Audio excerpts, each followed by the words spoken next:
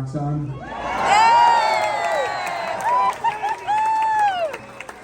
Yes, I do. I feel like when I come to one of these meetings and they announce me, I feel like I have to be in an AA meeting for people. I'm Kevin Sorbo, and I'm a Christian and a conservative. Of the United States of America, and to the republic for which it stands, one nation, under God, indivisible, with liberty and justice for all. And he founded this club, and we're so happy to have leadership like Joe Budd continue on with us every meeting. So here's Joe Budd, president of Club45USA. Welcome. We got a standing room only crowd tonight. This just keeps getting bigger and bigger and better and better. You guys are awesome. I want to just thank all our volunteers in our room. Thank you so much for everything that you do. And hey, as Republicans, don't we love law enforcement? I want to thank all the law enforcement.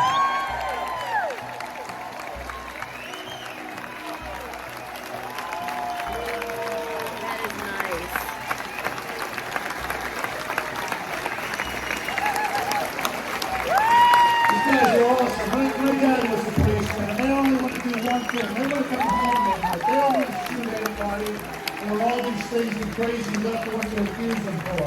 They want to go out, protect you, do the job, and go home tonight. That's right, amen.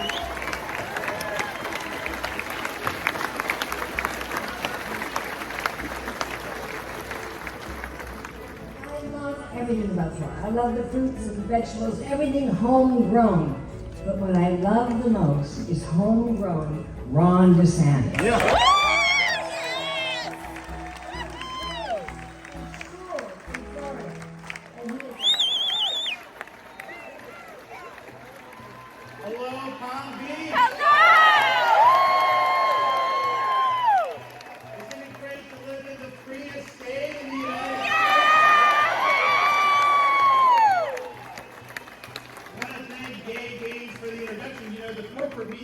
We're not allowed to say gay in Florida. And I also want to thank Joe Budd, Linda, Sue, and Larry Snowden, you guys, the founders of the club, and thank you all. I can tell you, I'm proud to be a Floridian. I mean, I'm proud to be governor, but I'm proud to be a Floridian because we are standing for freedom when not many people have over the last couple of years. And if you think about what's happened just in the last year, let's say, with the tourism, we set a record for tourism in 2021. Yes. Better than before there was even COVID. And including in that record tourism are a lot of politicians that actually locked down their own people or restricted their own people, mayors, governors. You even had big cable news hosts who would support lockdowns, criticize Florida for being open. And the first chance they get to escape their policies, where do they go? Florida! Right here in the state of Florida. And so, yeah, you all sit down, enjoy. We're gonna have fun.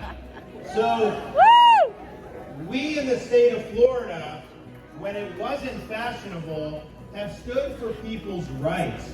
We've stood for their jobs. We've stood for their businesses, for their kids' education.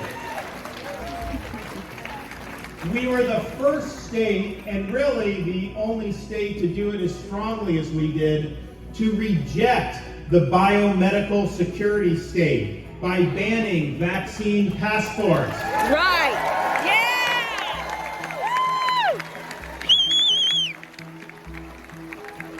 And even did a special session so that Floridians would not have to choose between the jab and their job. And we Right.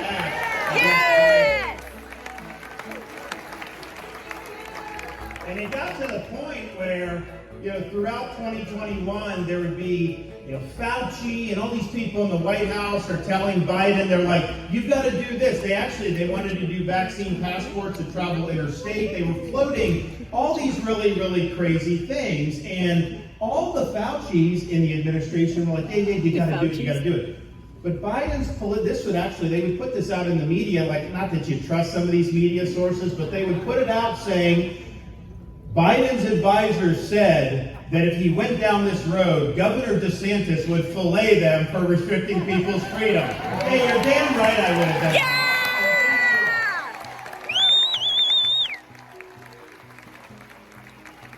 And so I really believe that if it was not for Florida leading the way, this country would look like Canada, Yes. or we would look like Australia. Yep. Yep. And you know, yes, they haven't done as much as they would like to because they know people like me are here to fight back, but they just can't fully drop the COVID theater. Biden just extended the mask mandate for air travel. Weird. You know, honestly, a lot of these courts, there have been all kinds of lawsuits, and all the lawsuits have failed, basically saying the government can do this. Let me ask you, you go on a plane, you're not allowed to just sit there with no mask. That's somehow so dangerous. But if you just move the mask a little bit below and sip on water for 2 hours, suddenly everybody's safe. That is the science. So this mask mandate is a joke. It needs to be taken away. And I can tell you, in Florida, we have no tolerance for COVID theater.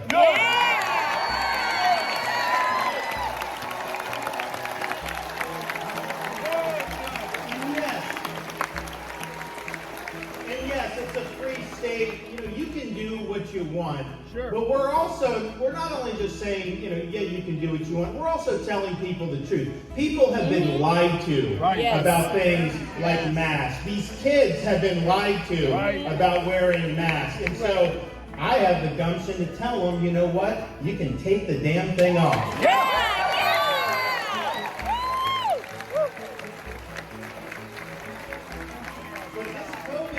If you look at what's going on with the supply chain, there's a lot of different factors, but one of the factors that's made it such a disaster is some of these arbitrary COVID restrictions. It is hurting our economy, it is contributing to inflation. And that's why one of the things that I like to say is a recession is when your neighbor loses his job, a depression is when you lose yours. A recovery is when Dr. Fauci loses his job.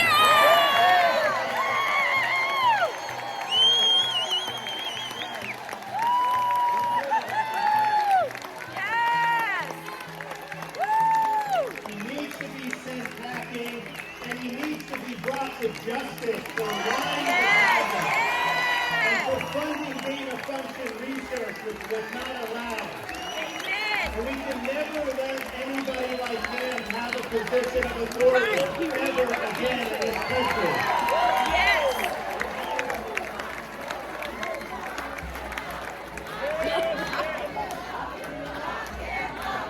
Lock him up. Lock him up. Now, we're proud to have led on a whole host of different issues.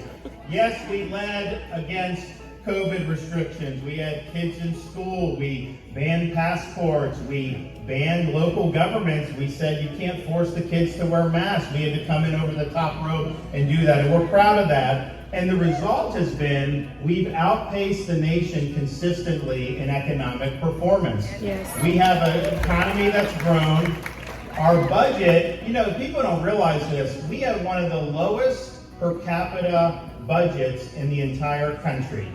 New York has 3 million fewer people than Florida, and yet their budget's over twice the size of the state of Florida's budget. And yet, we have better roads, we have better services, we have higher performing K-12 education, and our public university system's ranked #1 in the country by U.S. News and World Report. And we do all of that, not only with less than half the budget of New York, but with no state income tax and the lowest per capita tax burden in the country.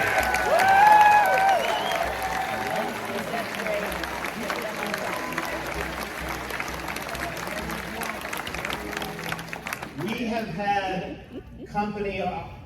these companies, you know, some of them, the people say, oh, you want this tech, or, you know, honestly, some of these companies can be problematic. It depends on what they're doing. But what we've been able to do, you know, we're trying to build more manufacturing in Florida. I've got people that want to come bring and build stuff here. Why are we doing everything in China? We need to do more in the United States. Yes.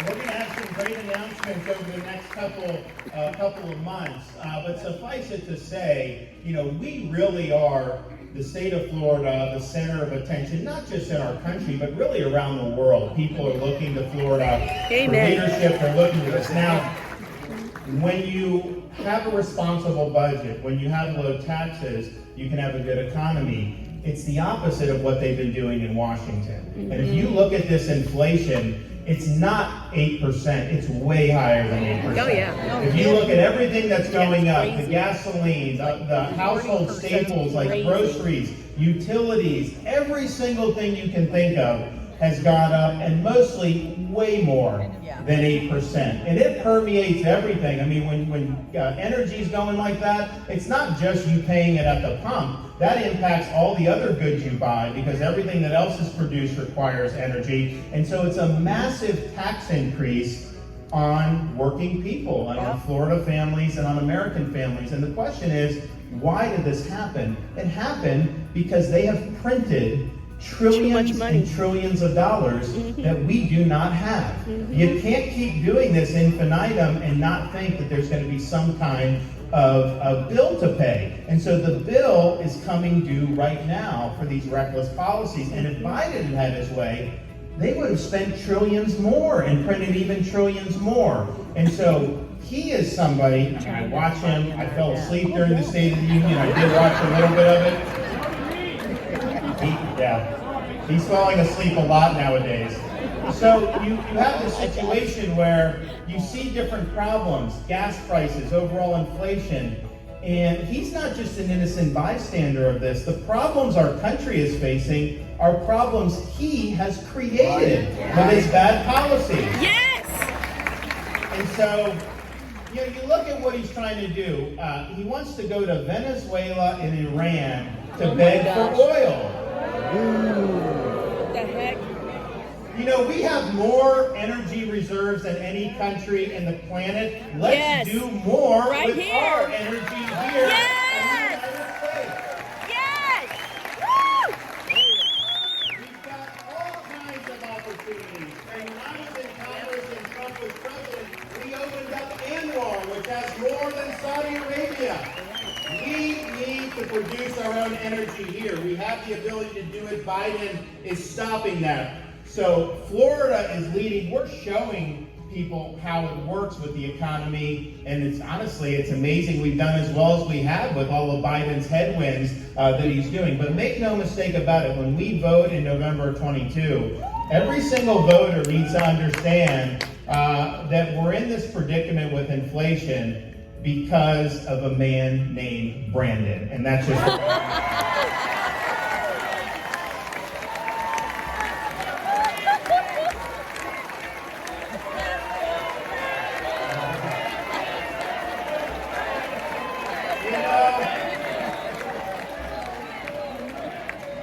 tell you this too. One of the things that has really honked me off about Biden and the Democratic Party is that they are not supportive of the men and women in law enforcement. Right. They're not supportive of law and order, and we're seeing that. You look at Seattle, you look at Portland, you look at San Francisco. All these places are overwhelmed with crime. Why? Well, part of it because they reduce funding to defund law enforcement units. So of course you're going to have crime spike. But they also have prosecutors that are funded by George Soros to get elected in these left-wing enclaves.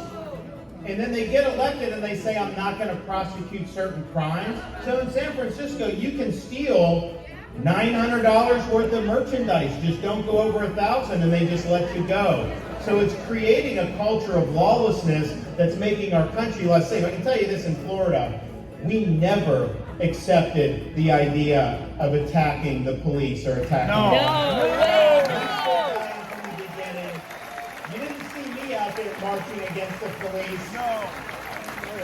And when they were rioting in Minnesota and other parts of the country, I immediately called up our National Guard. Because we said that's not happening in the state of Florida.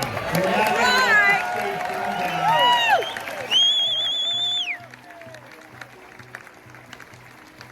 And we understood that you got to be as strong as possible. So last year I signed the strongest anti-rioting and pro-law enforcement legislation in the country. Yes, I remember. We prohibited Yep. local governments like Palm Beach from defunding law enforcement. Right. We're not going to let them do it. We're not going to let them play with your safety Good, like that. good. And we said, you know, if you have these people that riot, loot, or engaging in mob violence in Portland, they arrest them, they take their mugshot, they slap them on the wrist, and they put them right back on the street. And we said in Florida, if you are engaging in that type of behavior, you're not getting a slap on the wrist. You're getting the inside of a jail cell. Yes. We're gonna hurt your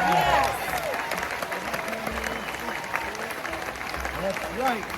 And so we saw an opportunity, you know, when people talk about people wanting to be in Florida and all this, yes, part of it's a free state, part of it's lower taxes, but we've always had lower taxes, to be honest. Yes. Part of it is people are fleeing these high-crime areas, and they know we're a law and order state. So we have an opportunity to capitalize on that. So I just got the legislature to pass a bill that is going to say to all these police officers in places like Seattle and New York and Minnesota who are being treated horribly by these local communities, by the left wing, by the media, that if you're qualified and you can fill a spot in the state of Florida, we're going to give you a $5,000.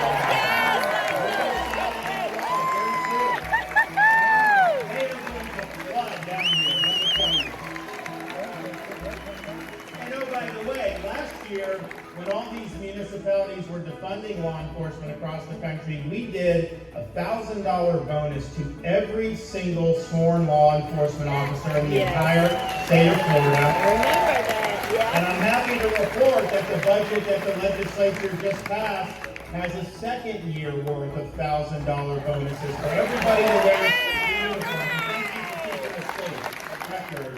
We will not allow Soros prosecutors in Florida to violate the law. If they are prosecuting people, we're getting rid of them, and we will act very quickly when the time comes. I was, I think, in this room last year where I signed the strongest election integrity package in the country. Nice. We did things like make ballot harvesting illegal. Right. We did things like require ID for mail ballot, no mass mail ballots being sent out. You know, in California, they'll send out mail ballots to people that haven't lived there in 10 years. Like literally, someone will get a stack of ballots saying, yeah, I lived in San Diego 10 years ago and now I'm getting ballots.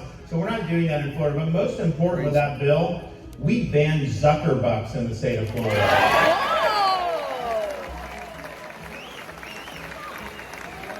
And so we looked at that, we were proud to be leading on those issues, but we also said, well, what are we going to do this year? And so the legislature has passed, and pretty soon I'll sign into law, a bill that does a couple things. One, we actually increase the penalties for ballot harvesting. We're making it a third-degree felony to ballot harvest. Awesome. No mail-in ballots. We're setting enforceable time limits for supervisors of election to clean their voting rolls. And that's going to be very important. We're going to have to do that every year. And they haven't, so they're supposed to do it, but they haven't really done it. And we are creating the first ever election integrity unit in state government dedicated to solely enforce our election laws throughout the state of Florida. Awesome. One at a time. So I feel very confident to tell you that when November 22 rolls around, you should feel confident that in Florida your vote's going to count. Because we're working together. Amen.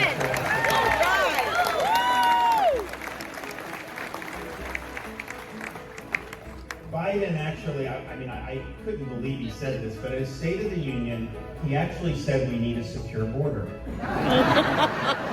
He's the one that opened the border to begin with.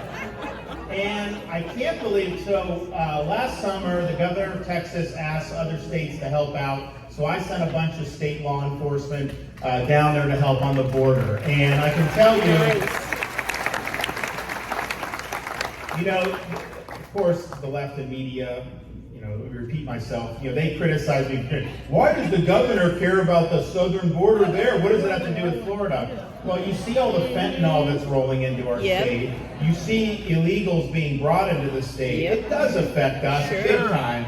So we had people there, and what I noticed was you had people sometimes think it's like Mexicans are coming across the border. I actually didn't see any Mexicans coming across.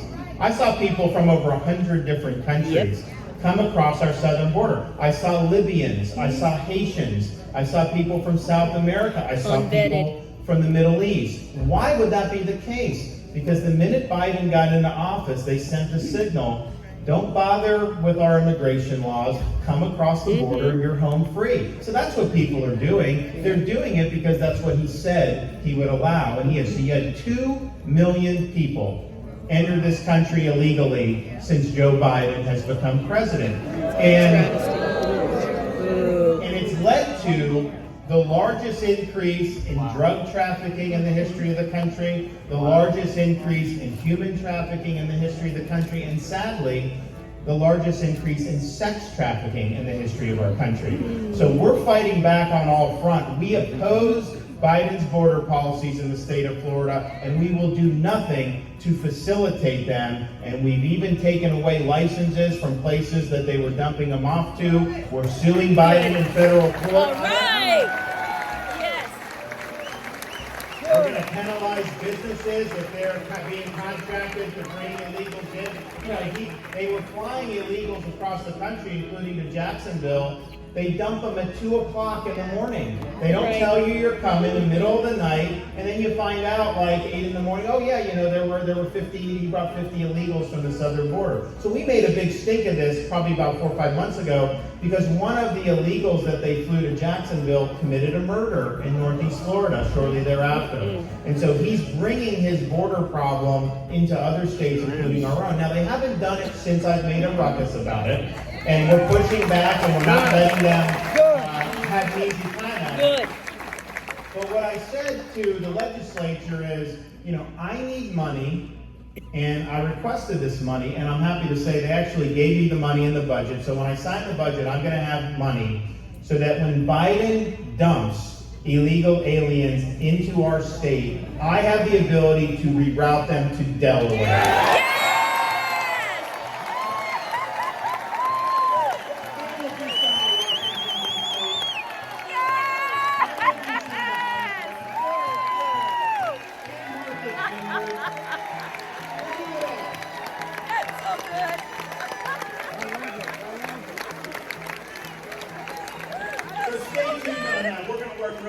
To help protect people.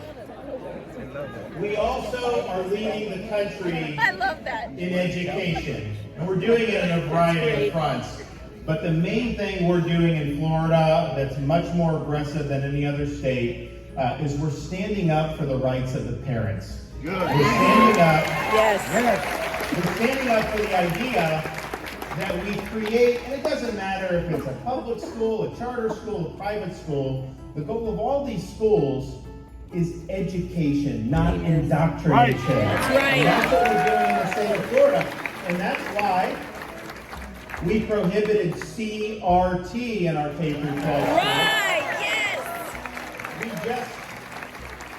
We worked with the legislature, and they passed a bill that was my idea, and it's called Stop Wrongs Against Our Kids and Employees Act, the Stop Woke Act. And what it says is we're not allowing CRT in our schools. It violates our standards, and if they do violate standards, parents have the ability to go in and get legal relief to protect their kids from this ideology. It says we're going to defund any of these CRT consultants that they hire for school districts or universities, and it says you, as an individual, if you're working for some big corporation, you have rights too, and you should not be subjected to CRT in the workplace.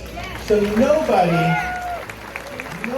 is doing more to fight the woke agenda than the state of Florida. And what I'd like it to be known is that in Florida, we are the place where woke goes to die. All right.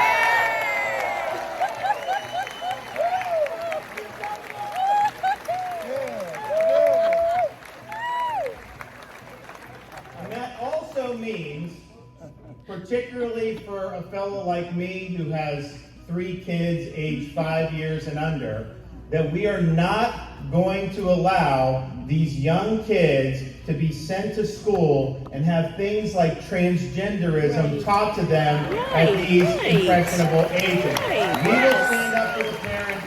We'll stand up for these kids. We are not going to allow that. And they say, oh, the media's going Good job. corporations and all this. You can't stand up when the media's doing their thing and the corporations are upset. I had every corporate media outlet in the country. They even put it on one of the comedy shows owned by Comcast. I forget what they call it on Saturday nights. They're talking about and basically trying to create, different types of narratives. And then I had one of the biggest companies in the world, Disney, come out and criticize us and attack us. And so when stuff like that happens, what people tell elected officials is, man, you better cut and run, you better run and hide. And yet, here I stand. That's right! Thank you! The chance that I'm going to back down from a fight against the radical left, against the media, and against these woke corporations, the chance of that is zero.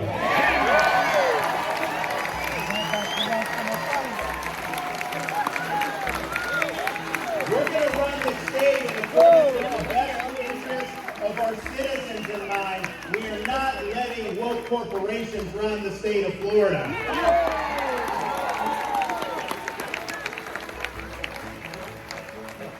When you look at how bad things have gotten in other states over the last couple of years, when you look at how bad things are in Washington right now, I really believe that we have a special responsibility as Floridians, because I think Florida is freedom's last stand. Yeah. If we're not able to hold the line here, I think the radical left is going to overrun this country in very short order. And if you think about what they want to do, and I reflect on this stuff sometimes, because when I first ran for Congress in 2012. I never run for office before, and I it was kind of something that happened, but I had actually, prior to that, written a book, and it was basically criticizing Barack Obama and talking about how he was rejecting our founding principles, and I believed everything I wrote there, and I was running for Congress to oppose him. And if you look at that book, I think about a dozen people read it, but nevertheless, it's there. It's on the historic, but they actually sell pretty well on eBay. I wish I was getting some of those royalties. I'm not.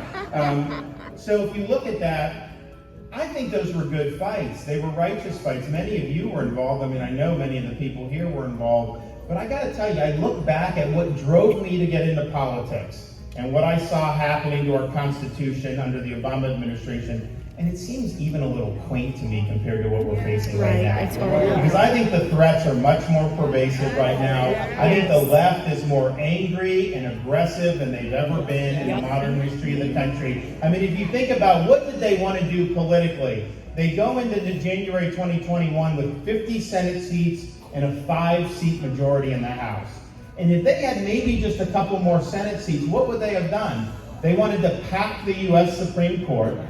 They wanted to abolish the Electoral College so that California could elect the president every time. They wanted to make Washington, D.C. a state so that they could have 2 radical left Democratic senators basically elected for life.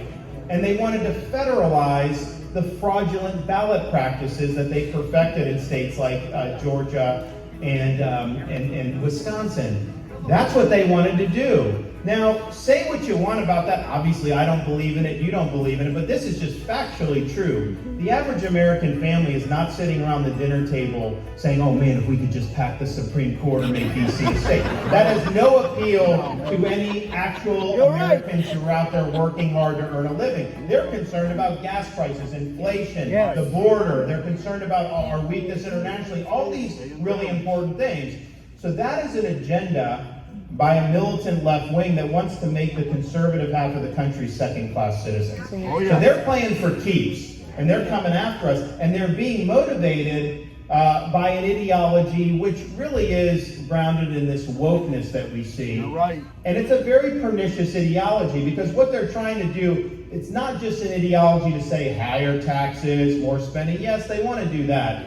But why did they take down Thomas Jefferson's statue? Why did they take down Abraham Lincoln's statue? Why did they take Washington's names off schools? They're trying to erase our history. They're trying to delegitimize our founding principles, our founding fathers, and our key institutions, and they want their ideology to be the operating principles of our society. Wokeism is a form of cultural Marxism. They want to tear at the foundation and the fabric of our society, and they want to have a pile of rubble that then they can preside over. So the stakes are really, really big. And I think what makes it more challenging than maybe in years past is they're not just doing this as a political movement. They're aided by some of the most powerful institutions in our country. You know, if you look at corporate America, I mean, I had mentioned, you know, I'm having the battle. Can you imagine Walt Disney, if he were alive, seeing his company genuflect to a woke mob so that kindergartners can be subjected to transgenderism? I don't think he probably likes that very much. No. But that's where we've come to. You remember the Georgia voting law when they did voting ID? All these mega corporations, the mob got whipped up, the media whipped them up. They didn't read the bill, or they didn't care what was in the bill, and they condemned voter ID in Georgia. Major League Baseball even moved out the All-Star game. When we did our voter law, our voter integrity law, that was a month or two after Georgia last year. You know, I told the businesses, I was like, you know, if you want to come criticize us, you're free to do it. You get in the ring with me, I'm fighting back. I'm not just going to sit there and take it.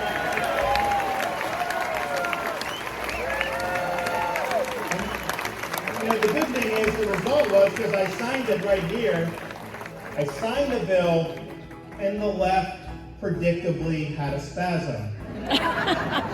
The legacy media predictably had a spasm.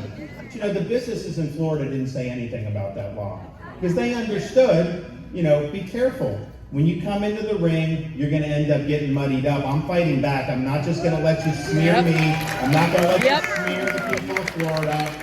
Do not bring false narratives here. Nevertheless, corporate America has become increasingly captive to the latest online mob and left-wing Twitter fad. And so that just tells you these people in corporate America, they're not allies in the defense of freedom. They're not dependable. They will cave when it gets hot. Many of them probably believe this stuff, but I think many of them don't. They're just weak. And so they've been really taken captive by the left and by this ideology. You look at the legacy media. You know, the media has never been good, I get, but just since Trump came on the scene, this media in our country is totally off its rocker. They do not care about facts at all. They concoct false narrative after false narrative to try to push a partisan agenda. And who would have thought that you'd have a media that would try to paralyze the country for 3 years over a false Russia collusion hoax? But that's what they did. And they won Pulitzer Prizes for doing it. Have any of them returned those Pulitzer Prizes? I can tell you, any of those left-wing outlets that ever want to interview me that won Pulitzer Prizes, what we tell them is, Governor DeSantis is not interested in talking to you. However, if you return the Pulitzer Prize, then he will give you an interview. But the point is that the media has always had a bias. There's no question. But I look back at like what Reagan faced or others, and they faced a liberal media. We're now in a post-truth era where the media is just trying to whip something up new every day to try to advance their agenda. Their whole modus operandi is just create a blizzard of lies that blind people to the actual facts. And you can see them running interference for Brandon. They're trying to say, oh, it's not his fault, inflation, gas prices. No. That's what they're doing, and that's what they're going to continue to do. They also defend the elites in power.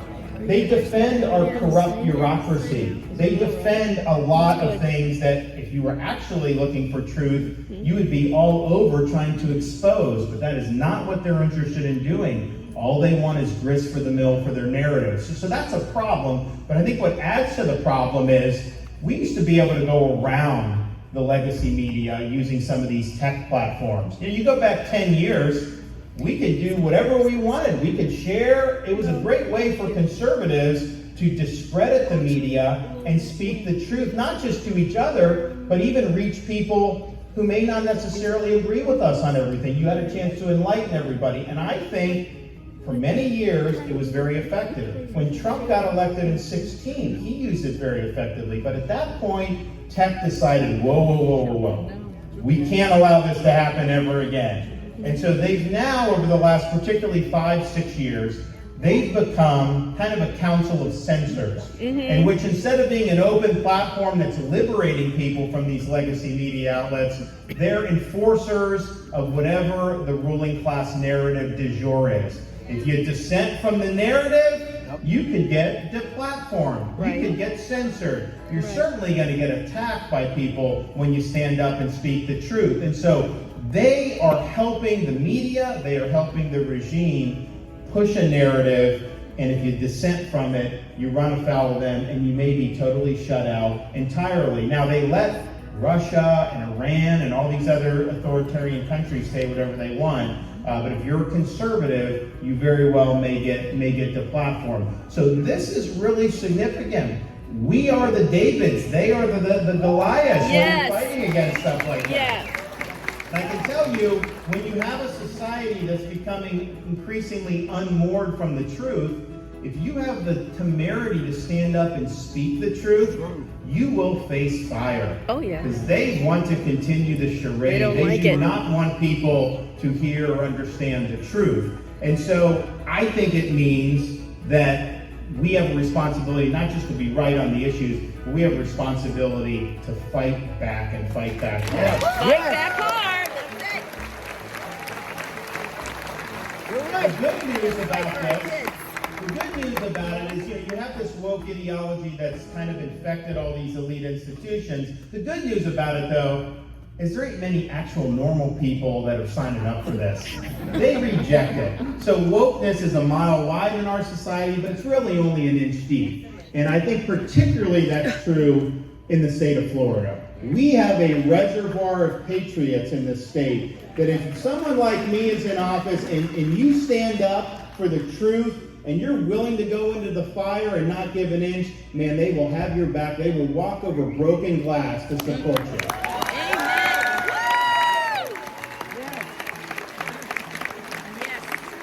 And in Florida, I can tell you it's paying off. When I got elected governor in 2018, there were almost 300,000 more registered Democrats in the state of Florida than Republicans. As we stand here today, we're now up to 93,000 more Republicans than Democrats.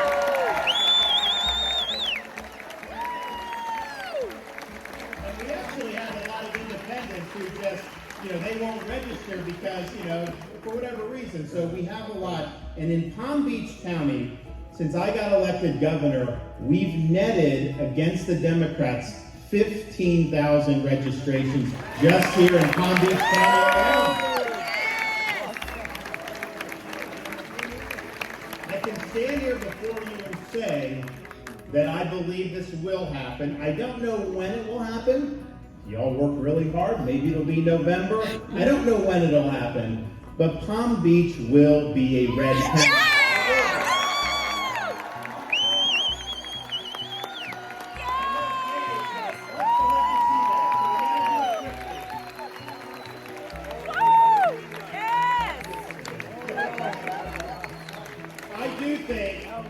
If you look at the performance, it's gotten better and better.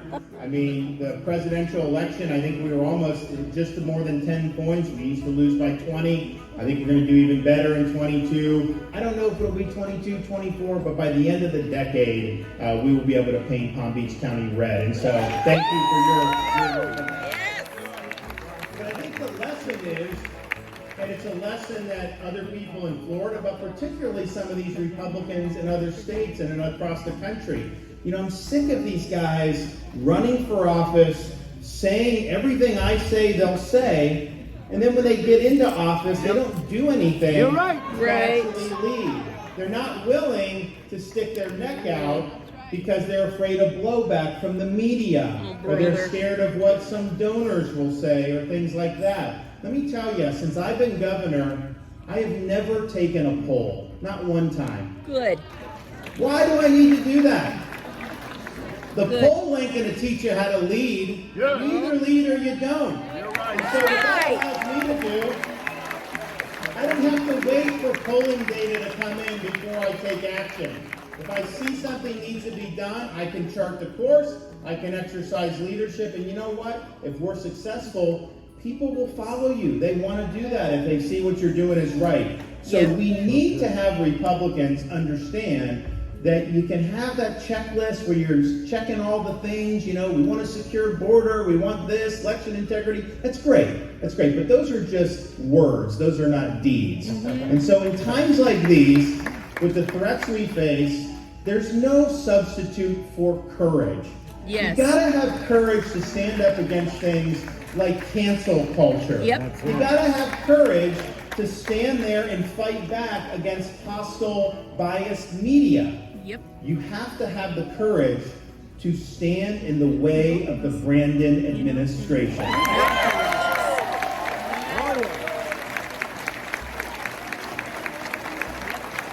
So I'm reminded of a story that Winston Churchill used to tell. He said when he was a kid, he would go to the circus, and there was one act that was just too grotesque for human eyes, so his family would not let him see it, and it was a guy they called the Boneless Wonder. He didn't have a spine. And so people are like this Gumby thing, and Winston said it was too gross for the naked eye. So then he's in the House of Commons in Parliament as Hitler is going through Europe and everyone's surrendering, and Neville Chamberlain was basically saying, you know, appeasement. And so Winston asked, you know, I've often wondered, where is this boneless wonder after all these years? He said, it's sitting right in the front row of the House of Commons. We do not have time for boneless wonders in the Republican Party.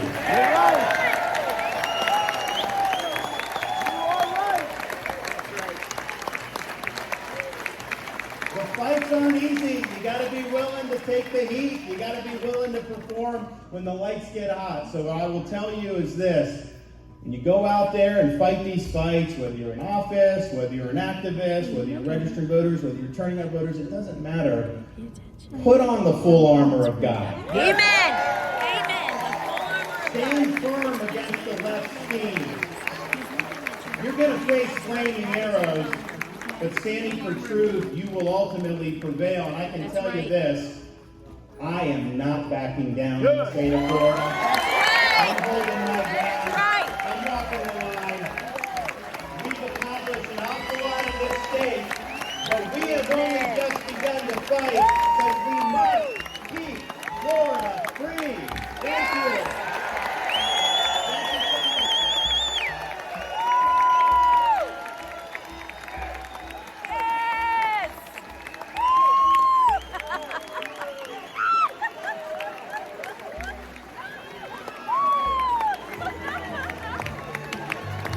Wow, that's so cool. That is cool. Nice. Very, very nice.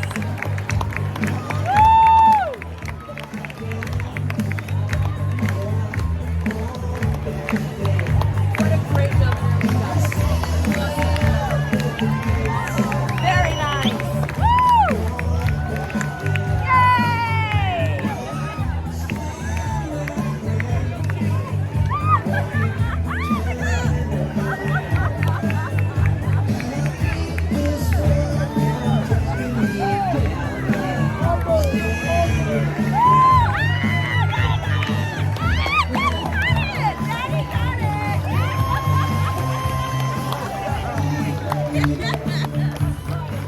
Daddy got it! Thank you! Thank you! Alright, put that on, baby! Thumbs up! We've got a lot to go yet. We're great by the Club 45. That was awesome! Yes, yes! What a great night!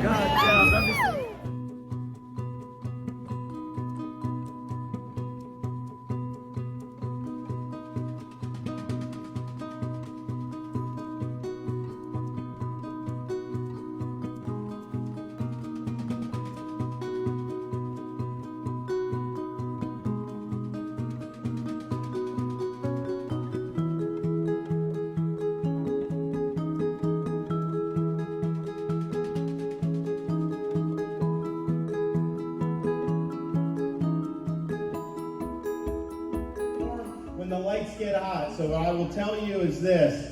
When you go out there and fight these fights, whether you're in office, whether you're an activist, whether you're registering voters, whether you're turning out voters, it doesn't matter. Put on the full armor of God. Amen. Amen. The full armor of God. Stand firm against the left scheme.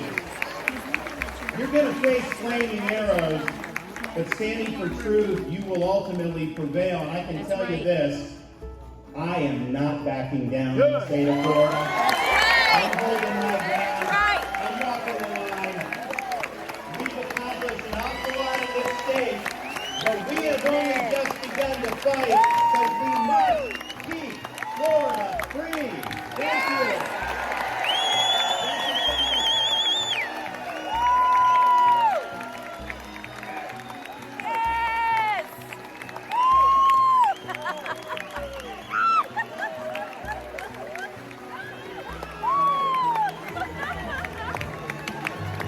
Wow, that's so cool. That is cool. Nice. Very, very nice.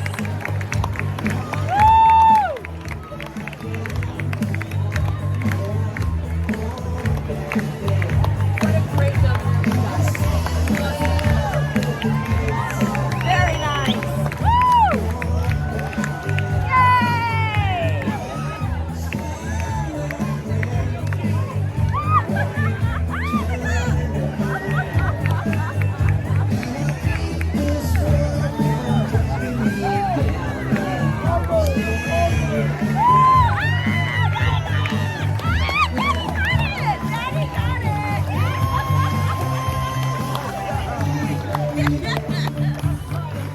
Daddy got it! Thank you! Thank you! Alright, put that on, baby! Thumbs up! Crowley up as our next speaker tonight. So hang around here. We've got a lot to go yet. Let's get ready to Club 45.